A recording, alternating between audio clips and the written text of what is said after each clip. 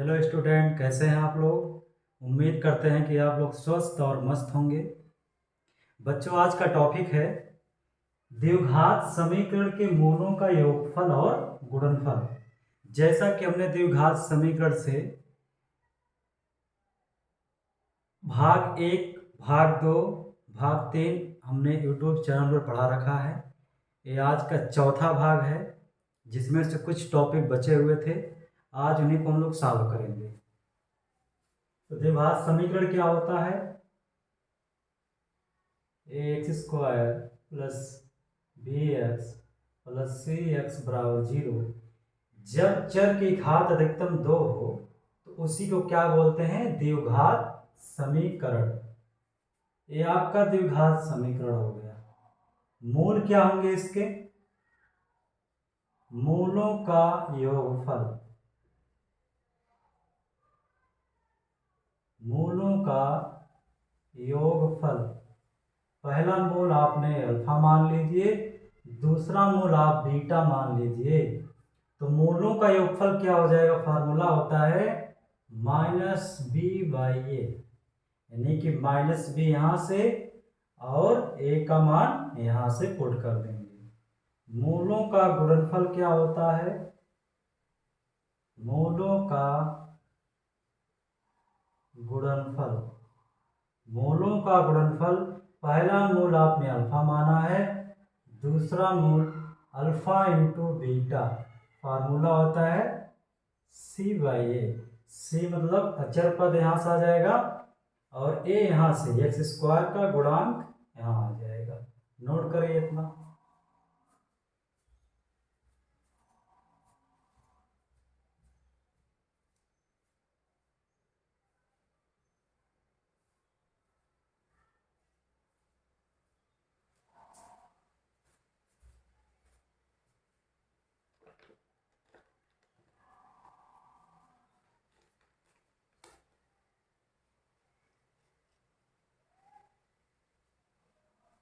और समझते हम लोग क्वेश्चन से कैसे सॉल्व करेंगे।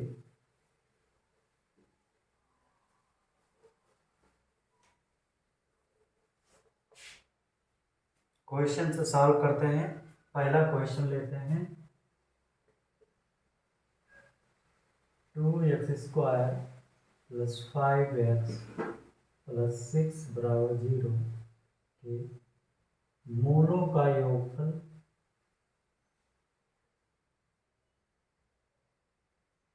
एवं गुणनफल ज्ञात कीजिए।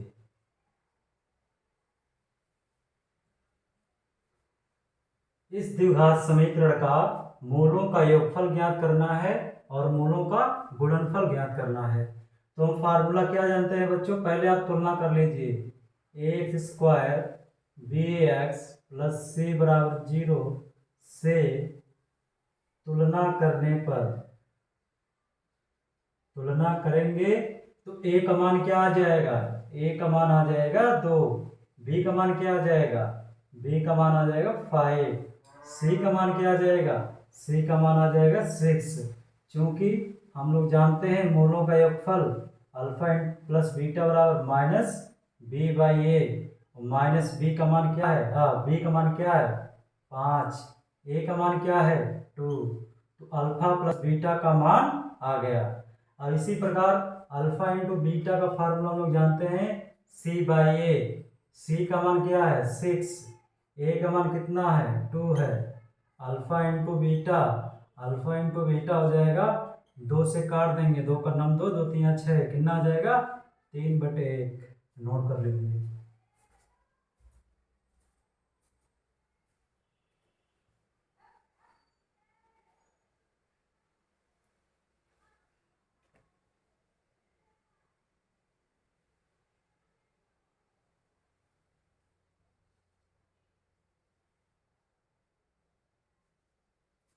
आइए अगला क्वेश्चन समझते हैं।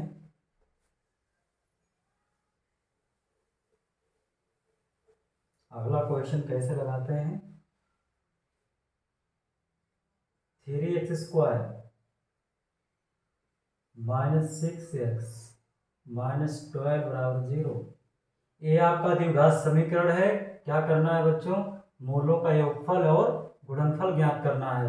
तो जैसा कि हमने बताया है, क्या करना पड़ेगा, तुलना करना पड़ेगा। 0 से तुलना करने पर, तुलना करेंगे, ए का मान क्या आ जाएगा, ए का मान आ जाएगा 3, बी का मान क्या आ जाएगा, साइन सहित उतारेंगे, बी का मान हो जाएगा -6, सी का मान हो जाएगा -12। तो चूंकि हम लोग फार्मूला जानते हैं, मूलों का योगफल क्या होता है बच्चों, अल्फा प्लस बीटा बराबर होता है -b/a। माइनस फार्मूले में है, b का मान क्या है, -6 है, और a का मान क्या आ रहा है, 3 आ रहा है।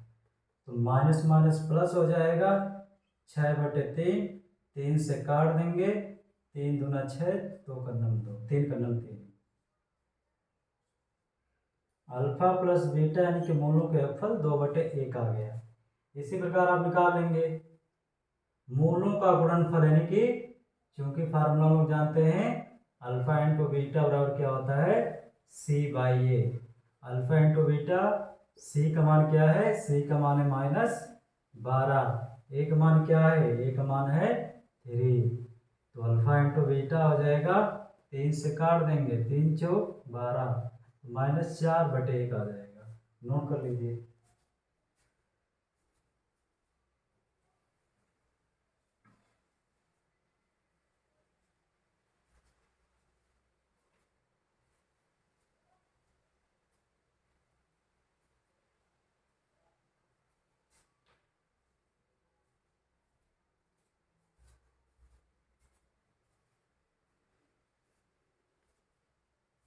अगला क्वेश्चन है, अगले टाइप का क्वेश्चन कैसे लगाते हैं।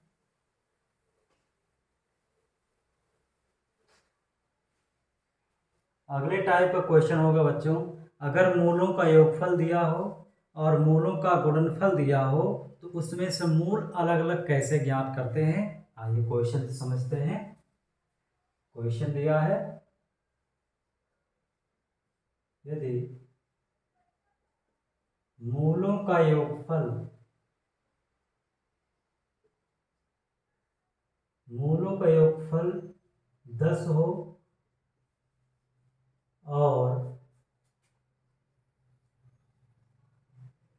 गुणनफल 16, तो मूल ज्ञात कीजिए। क्वेश्चन में क्या दिया है, सॉल्यूशन में क्या दिया बच्चों, यहाँ दिया है मूलों का योगफल, यानी कि अल्फा प्लस बीटा का मान दे रखा है, कितना दिया है, 10 दिया है। समीकरण नंबर 1 हो गया। और क्या दिया है, मूलों का गुणनफल कितना दिया है, अल्फा इंटू बीटा कितना दिया है, 16। समीकरण नंबर 2। अब यहाँ से हमें दो चीज जानकारी है, अल्फा प्लस बीटा का मान जानकारी में है और अल्फा इंटू बीटा का मान जानकारी में है। हमें अल्फा का मान निकालना है और बीटा का मान निकालना है। कैसे निकालते हैं, आइए देखते हैं।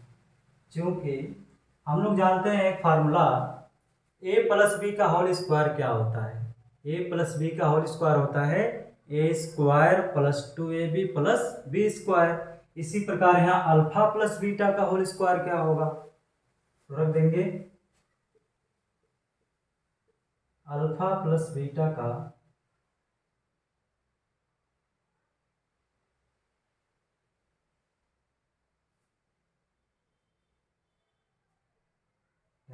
एक्स का। समीकरण 1 से देखेंगे हम लोग, समीकरण 1 से अल्फा का मान निकाल कर समीकरण 2 में रखेंगे। समीकरण 1 से अल्फा बराबर क्या हो जाएगा, अल्फा का मान निकालो समीकरण 1 से, तो बीटा को ट्रांसपोज करेंगे तो हो जाएगा 10 माइनस बीटा को। अब जो अल्फा का मान निकला है, इसी को समीकरण 1 में 2 में पुट कर देंगे। समीकरण 2 में रखने पर अब इसी को 2 में पुट कर देंगे, अल्फा की जगह कितना रखेंगे 10 माइनस बीटा, तो हो जाएगा 10 माइनस बीटा इंटू बीटा बराबर 16।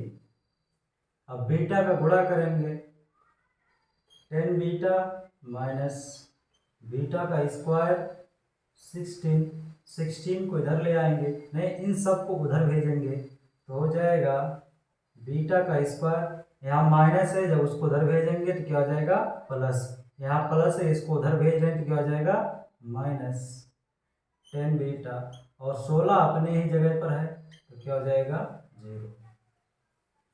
अब देखिए बच्चों यहाँ क्या बन गया, द्विघात समीकरण बन गया है। अब देखिए क्या कि द्विघात समीकरण को हम गुणनखंड विधि से हल कर पाते हैं। गुणा करेंगे 16 का गुणा करेंगे बीटा स्क्वायर में, कितना आएगा 16 आएगा। गुणा करने पे 16 आना चाहिए और जोड़ने पे कितना आना चाहिए 10 आना चाहिए। तो फैक्टर हमारा क्या बनेगा 8 दूनी 16, 8 2 10 और 8 का गुणा 2 में करेंगे कितना हो जाएगा 16 हो जाएगा। तो यहाँ तक नोट कर लीजिए।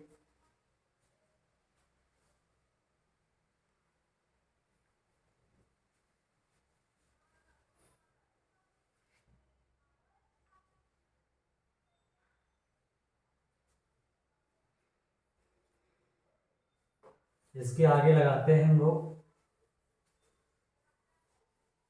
इसका बनेगा बच्चों तो बीटा स्क्वायर यहाँ बन जाएगा minus 8 beta minus 2 beta plus 16 बराबर 0, यानी कि माइनस 8 और माइनस 2 तो कितना हो जाएगा माइनस 10 हो जाएगा, और गुणा करेंगे 8 दूनी 16 आ जाएगा।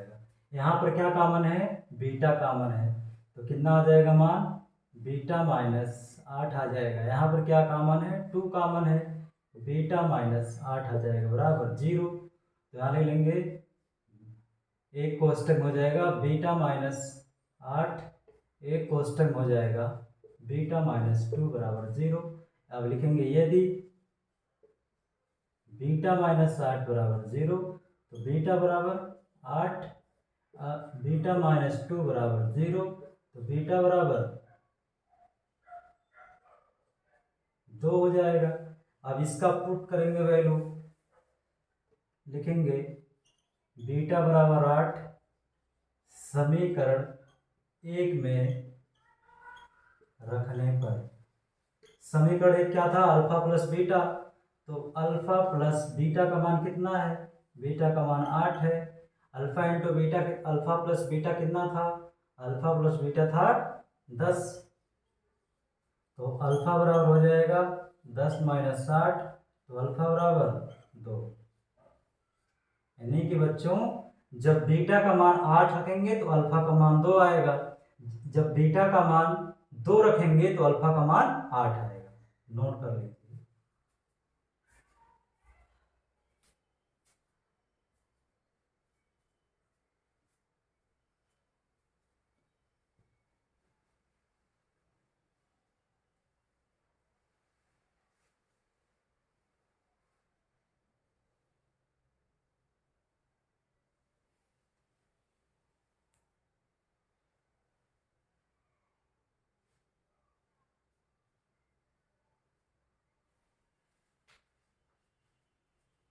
अगले टाइप का क्वेश्चन कैसे आता है आइए समझते हैं।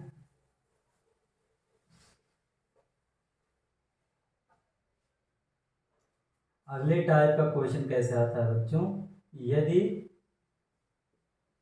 मूलों का योगफल दे रखा हो, मान लीजिए मूलों का योगफल दिया है 12 और मूलों का गुणनफल भी दे रखा हो, मान लीजिए दिया है 24, तो द्विघात समीकरण कैसे लिखेंगे।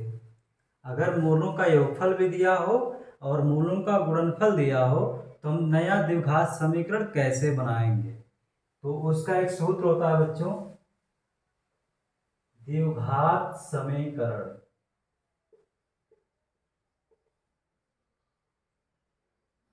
द्विघात समीकरण बराबर होता है x square minus alpha plus beta into x into plus alpha beta. अब यहाँ देख लीजिए, ये फार्मूला होता है कि नया द्विघात समीकरण कैसे बनाते हैं। ये आपका फार्मूला होता है x square minus alpha plus beta into x plus alpha beta. इसमें किसकी किसकी जरूरत है, अल्फा प्लस बीटा की जरूरत है और अल्फा इंटू बीटा की जरूरत है। अगर क्वेश्चन में दिया है कि मूलों का योगफल दे रखा है और मूलों का गुणनफल दे रखा है, वो आपसे पूछ लिया कि द्विघात समीकरण क्या होगा, तो इसी यही फार्मूला आप लगा देंगे, आपका द्विघात समीकरण निकल जाएगा। तो हमने फार्मूला लगा दिया है, तो क्या बन जाएगा, एक्स स्क्वायर, यहाँ पे क्या हो जाएगा बच्चों, इसके जगह पे क्या पुट कर देंगे, अल्फा प्लस बीटा की जगह पे क्या हो जाएगा 12, इसके जगह क्या पुट कर देंगे, इसके जगह पुट कर देंगे 24। तो क्या बन गया, x square minus 12x plus 24, यहाँ होता है 0, बराबर क्या बन गया 0, यानी बन के तैयार हो गया। नोट कर लीजिए।